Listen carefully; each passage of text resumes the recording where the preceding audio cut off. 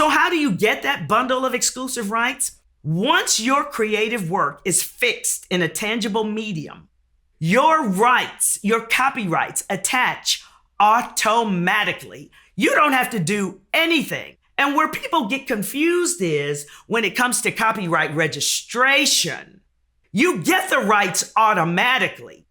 It's just that you can't always exercise those rights or enforce those rights without registering your work with the Library of Congress at copyright.gov. So the difference is the rights are automatic. You don't have to do anything to secure them.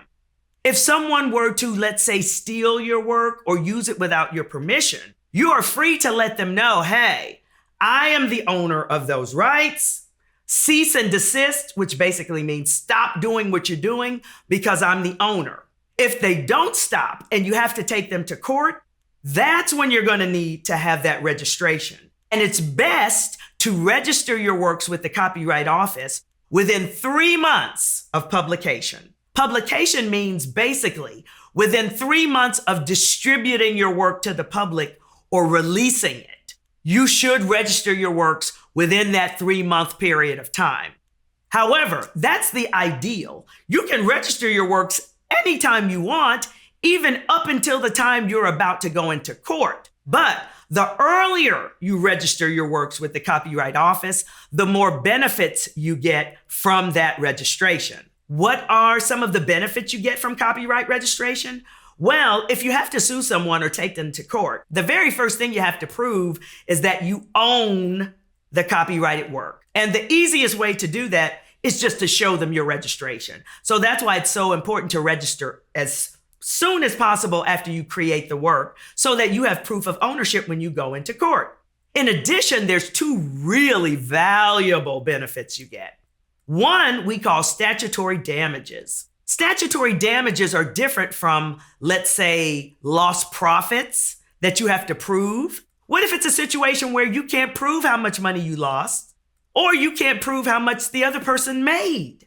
If you registered your work within 3 months of publication or distribution, you can receive something called statutory damages, which range anywhere from $750 all the way up to $30,000 per infringement, which is really important. And you want to have that benefit accessible to you just in case you can't prove actual damages. The other benefit you get, which is really important, is something called attorney's fees.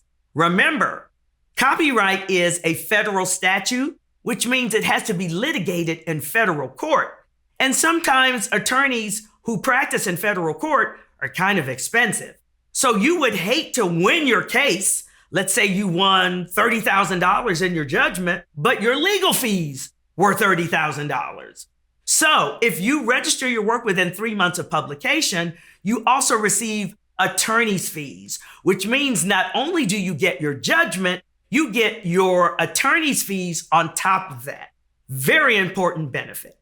So let's say you've created an original fixed expression, and within 3 months of releasing that original fixed expression to the public, you register it with the Library of Congress at copyright.gov. You now not only have a copyright, but you are giving other people notice by registration that you have copyright ownership in whatever the work is. So, how long then does this copyright last? Copyright lasts for the rest of your life, meaning from the date you create the work, for the rest of your life, and then for 70 years after you die. We call that life plus 70. The copyright begins on the date the work was created, and it ends 70 years after you pass away. Once that 71st year occurs, the work goes into what we call the public domain. Once a work goes into the public domain, the copyright has expired. Anyone can use it, and you don't have to pay for it. But remember, life plus 70 is a pretty long period of time. So you want to make sure you understand that if something was created relatively recently, that somebody owns the copyright in that work. And you want to make sure that you get permission to use the work before you do so. If the work was created by more than one person, that's called a joint work, which means that the life of the copyright is life plus 70 of whoever lives the longest. So if you have a writing partner, there are two of you, your writing partner passes away, the life of the works that you created together is still alive until you pass away, and then 70 years after you die. We call that life plus 70 of whoever lives the longest.